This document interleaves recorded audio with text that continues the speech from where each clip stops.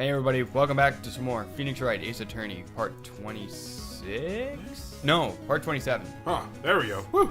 Ooh, close one. Good thing I had it Disaster open averted. right in the window right there so I could tell. Mm-hmm. So I'm Kenny.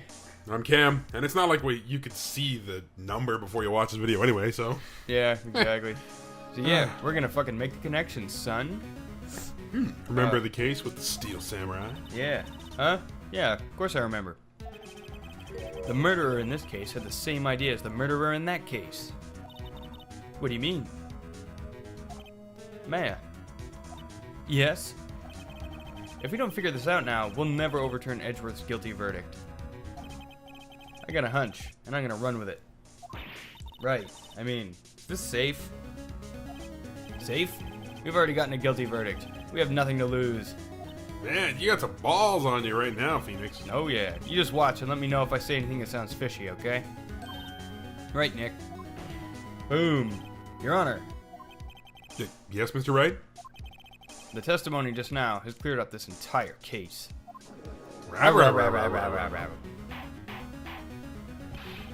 What do you mean, Mr. Wright? So you finally realized the truth. Turtles. I was gonna say it, but you beat me to it. There can be no other murderer here than Miles Edgeworth himself. Wrong, Von Karma. A man was shot that night, but it wasn't Edgeworth who did the shooting. It was theater. Listen, rookie. Take a deep breath and consider the facts. At the time of the murder, one boat was on that lake. This was shown by the witness's photograph. The defendant Edgeworth and the victim Robert Hammond were on that boat.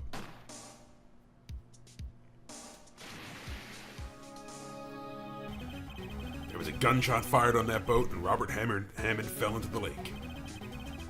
The distance of the shooting was 1 meter. It couldn't have been a suicide. Well, the guilty party has to be the other man on that boat. I admit, it is hard to imagine any other possibility. Yes. But this assumes that the victim was shot at 15 minutes after midnight. What do you mean by that, Mr. Wright? We have photographic evidence. Oh, that's you. Whoops. We have photographic evidence of the time of the shooting. The timestamp on the photo says midnight 15. Midnight 15, huh? But Larry heard a gunshot 25 minutes before that. Robert Hammond was killed then, 25 minutes before the shot on the lake.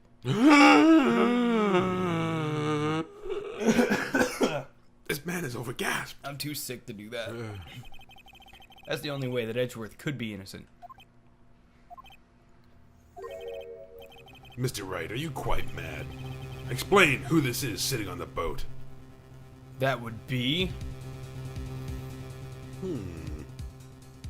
Edgeworth and the murderer. That seems like sound logic. Of course, it was Edgeworth and the murderer. After the murderer killed Robert Hammond at 11:50, he assumed the guise of Mr. Hammond and met Edgeworth.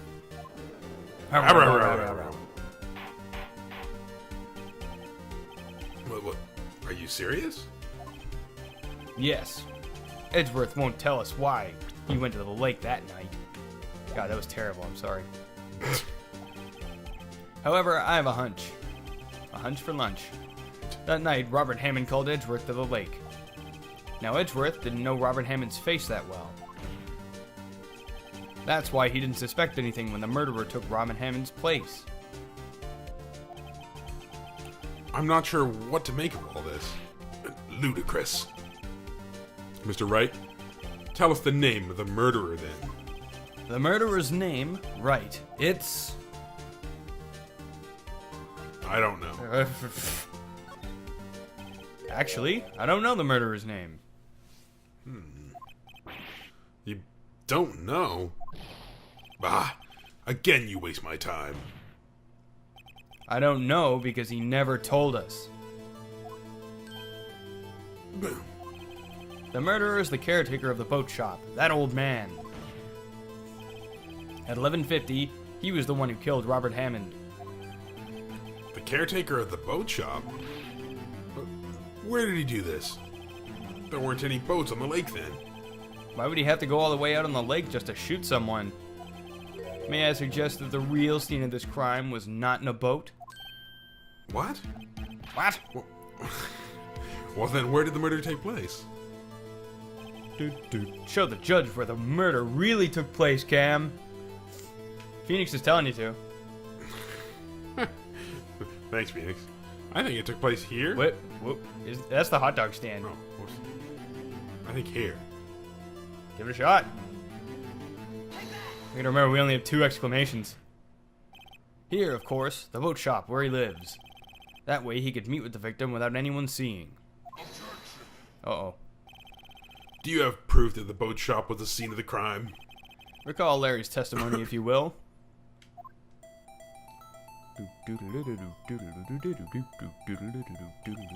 That night he was out on the lake in a boat, searching for something.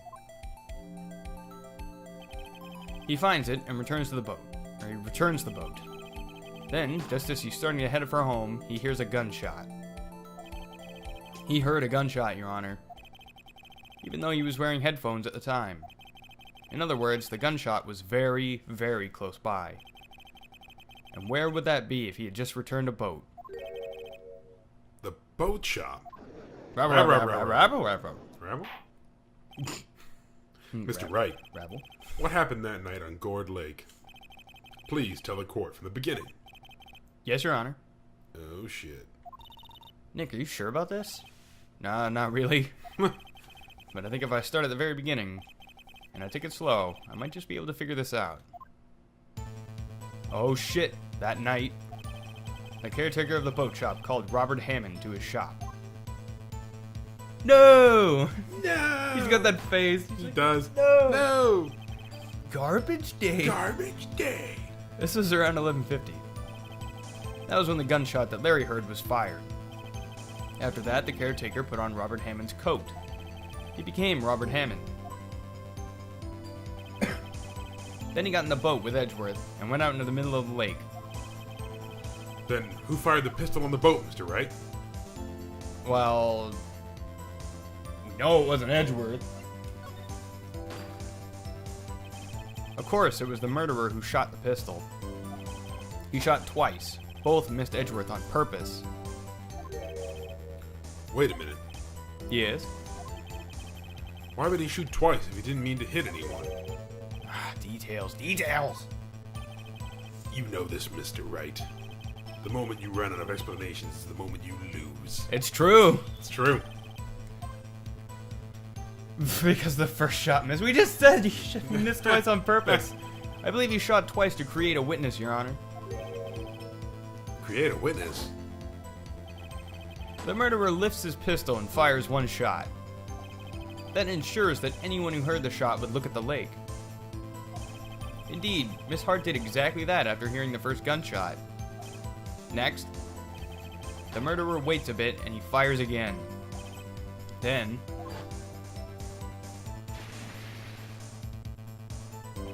the murderer jumps from the boat himself, leaving the pistol in the boat behind him. Dun, dun. I see. To someone looking from the edge of the lake, it would appear that one of the men on the boat had shot the other. The murderer didn't know about the automatic camera, of course.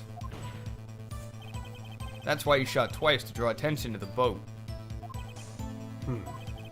Once he realized that, everything else falls into place. The boat shop caretaker swam back to his shop. Then he put Mr. Hammond's wet coat back on the body, and threw the body into the lake. This is what happened, Your Honor. These are the events that transpired the night on Gourd Lake. Woo! Rabble? Bailiff, bring out the witness from before. The boat shop caretaker, quickly. Very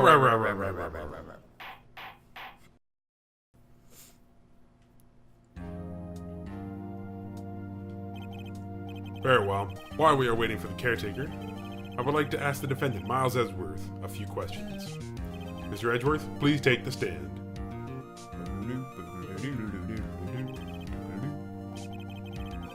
Mr. Edgeworth, sorry. You heard what the defense has said? Yes.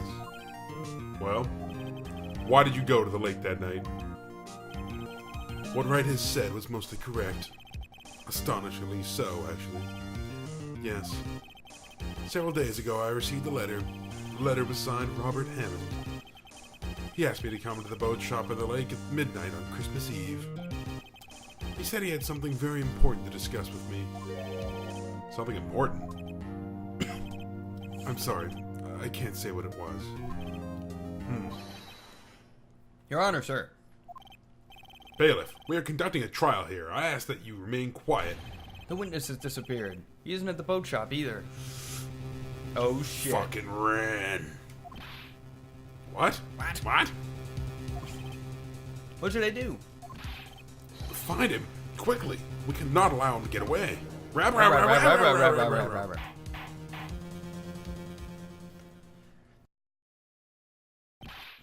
Mr. Von Karma, your witness has disappeared. A search warrant has already been issued.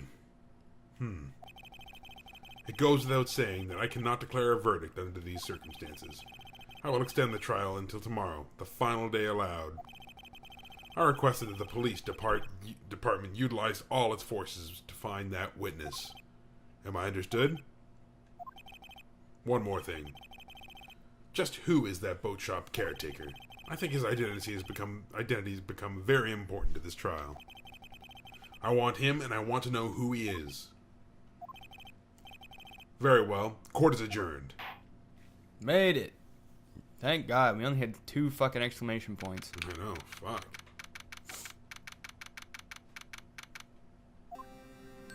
Yay, Nick, you did it.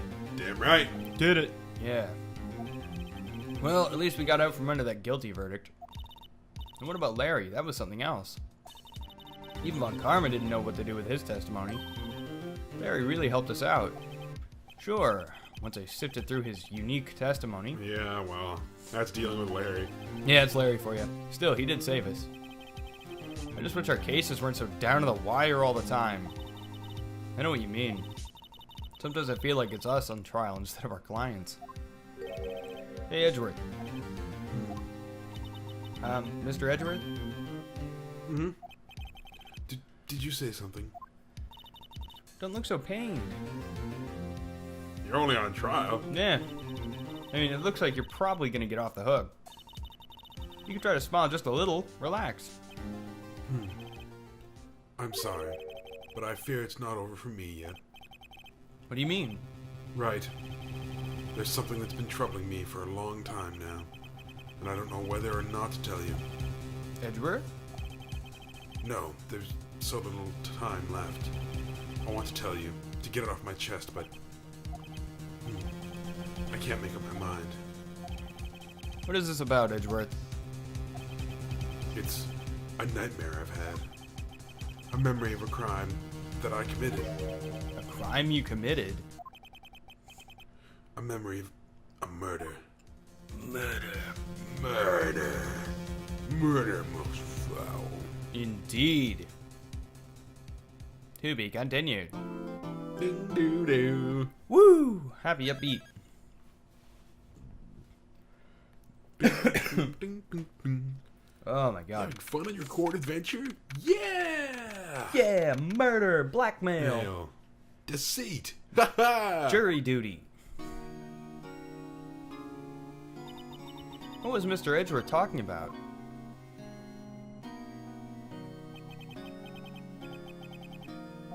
That's what he said. Do you really think Mr. Edgeworth killed? I don't believe it. Not Edgeworth. Some painful memory has been troubling him recently. But he'd never take someone's life. Never. Nick. Oh, fuck. Well, Fucking guy. Just fucking burst into the room. No kidding.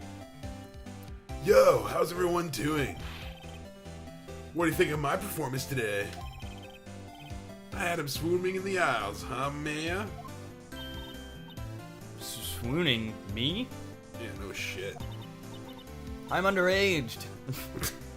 I do remember feeling faint. Probably because we were on the cusp of losing. Right on. Tell me the truth. It was like love at first sight, right? I'm calling Right, the Nick? police. Yeah. Okay, Larry, stay right where you are. Huh? Me? Well, maybe my heart skipped a beat or two. I think you can do better than that. Come on, I saved Edgeworth in there, dude. Edgy. You guys should be bowing before me. Yeah, bow before your hero. Ah, fuck's sakes, Larry. Shut up, Larry. Shut up, Larry. Back of my hand. Larry, you really helped out in the trial today. You did. If you weren't there, Larry, I'm sure Mr. Edgeworth would have been found guilty. But seriously, Nick, that Beauchamp caretaker guy is pretty suspicious. But Edgy ain't off the hook yet. Way to spoil the mood, Larry. No kidding. Yeah, what a dick. Hey, I'm just a guy sitting in the audience, you know. From where I was sitting, Edgy seemed pretty edgy. I mean, can you really know he's telling the truth about that night? Nick? I don't know.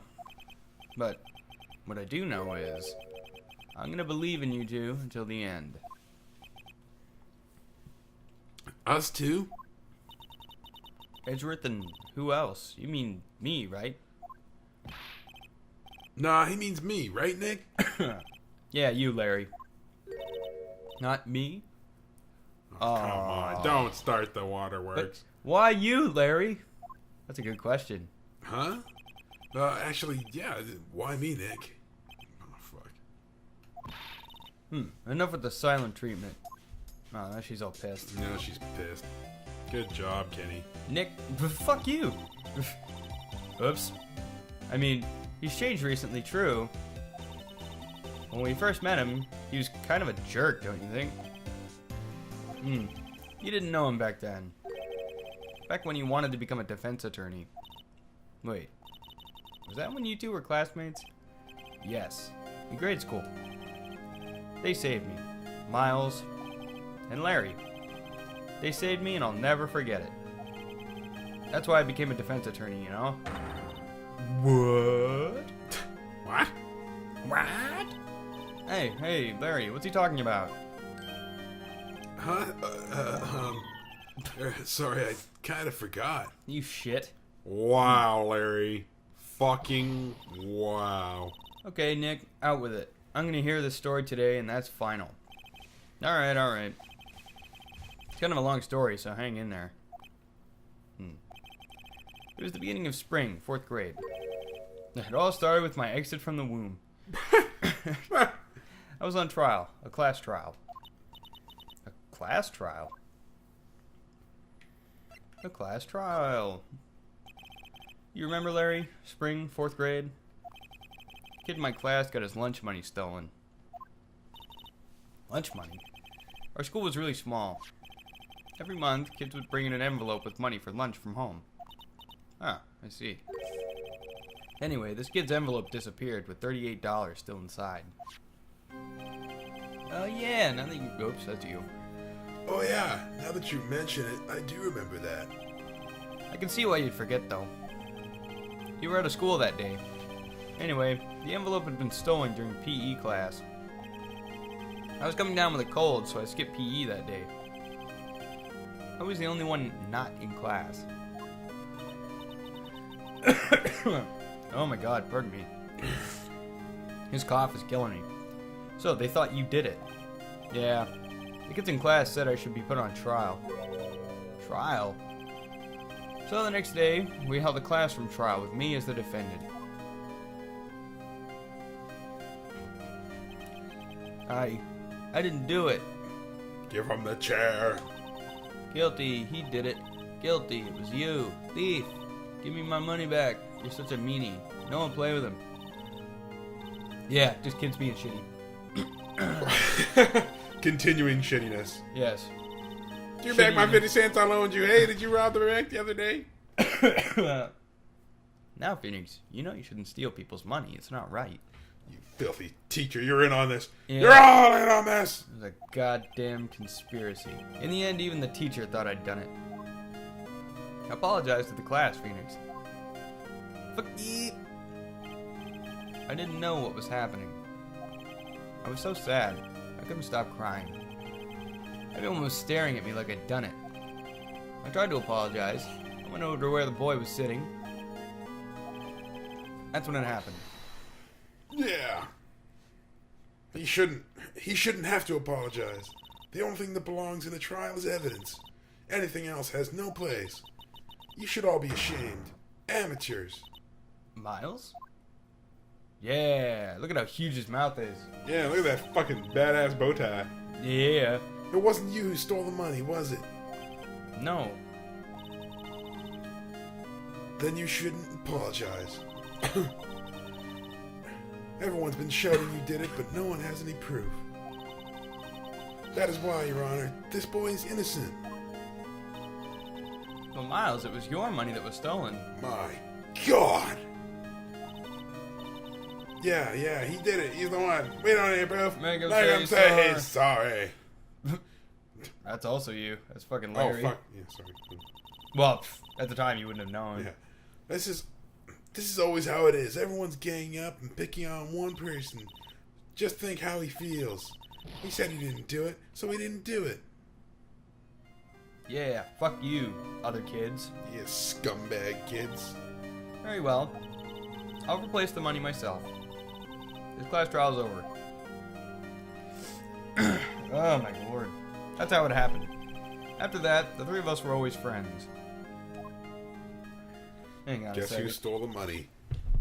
The caretaker took it. Yeah, the fucking boat shop dude. Let me get some fucking water. Hang on. I know, maybe I should do that myself. Oh my god.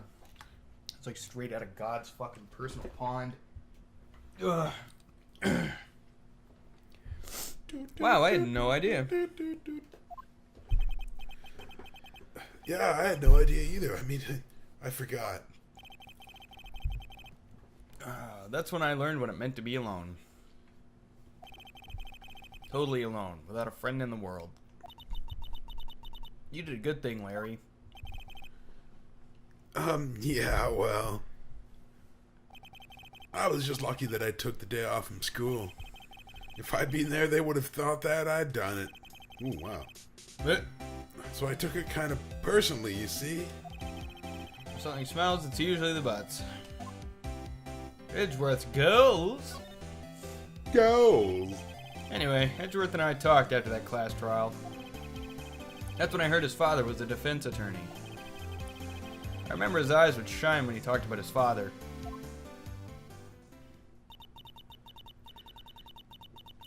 I'm going to become a defense attorney, just like my dad.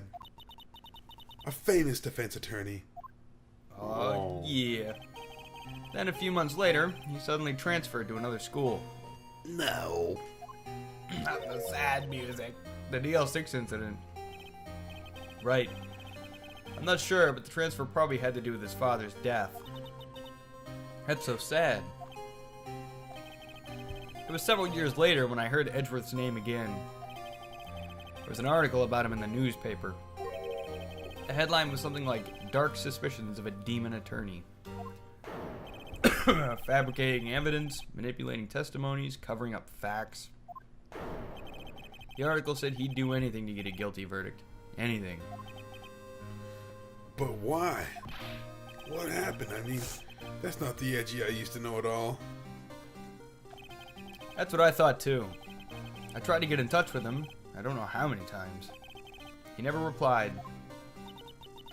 I guess he didn't want to see his old friends. I couldn't just drop it though. I wanted to meet him, to learn why he'd become who he became. That's when I decided. Wait, you don't mean that's why? That's why you became a defense attorney? To meet Edgeworth? If I was a defense attorney, I knew he'd have to meet me whether he wanted to or not. In court. In court? In court! Oh god. See you in how? I'm in court. Court. Edgeworth believed in me, and I believe in him. He's in pain, and no one's on his side.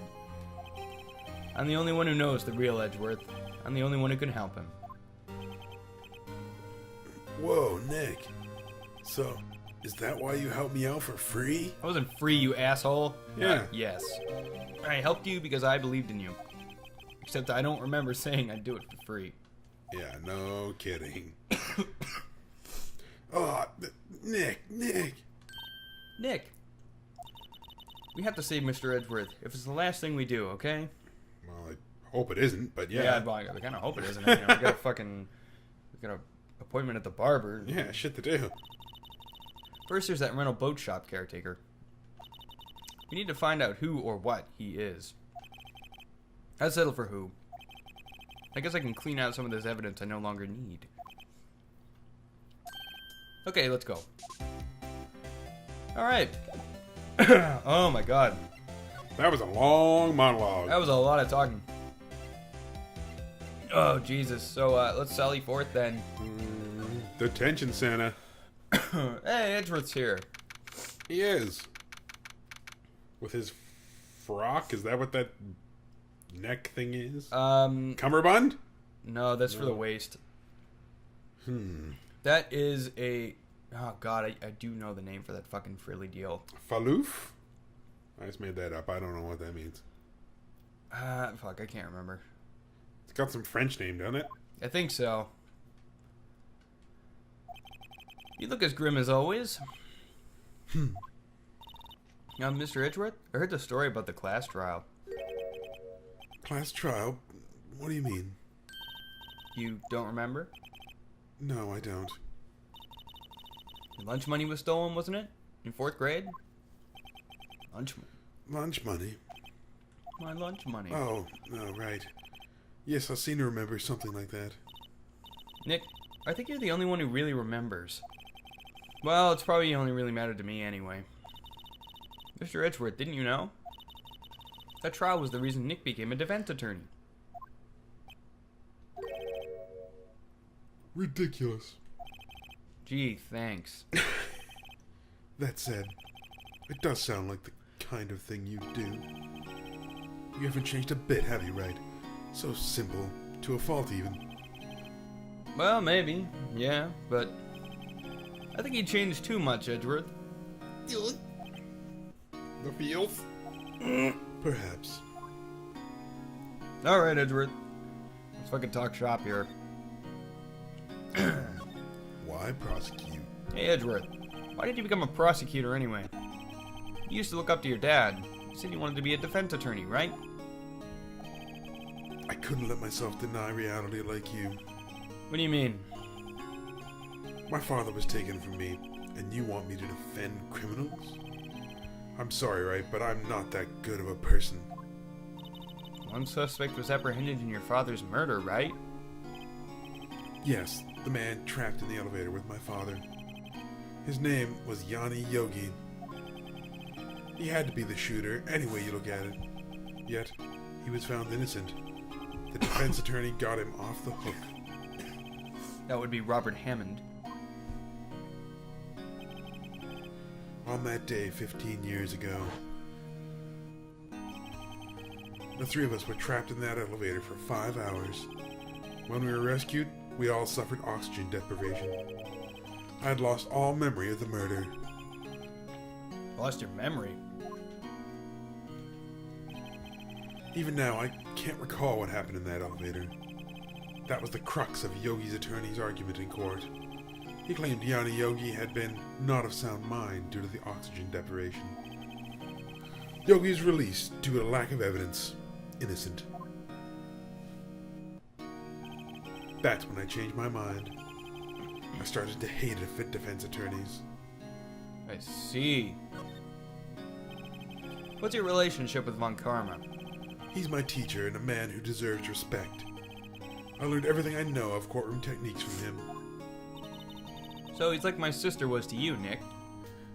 My mentor. He is a perfectionist in all things. In court, in his personal life, he's obsessed with doing everything perfectly. Perfectly, huh? In all the cases he has taken, none were left unsolved. And not one suspect was declared innocent. Ever. But that's... I know. It's possible some of the suspects were indeed innocent. However, it is impossible for us to accurately determine that in every case. All Von Karma does is his job to find the suspect guilty perfectly. In any case, it's nigh well impossible to find a weakness in him. Should a weakness appear, he would do everything in his power to make it go away. Edgeworth. If what you're saying is true, you're headed for a guilty sentence tomorrow. He's right. Now's not the time to praise the enemy, Mr. Edgeworth. It's a strange situation in which I find myself, I'll admit. No kidding. Okay. Well then. Well, I guess we're all done talking to Edgeworth, so before we move on to a new location, we're gonna have to cut this episode off. Oh shit, we will. Yep. Oh, so like, comment, favorite, subscribe, and all that good shit. And we will see you in the next episode. Absolutely. See ya. Later.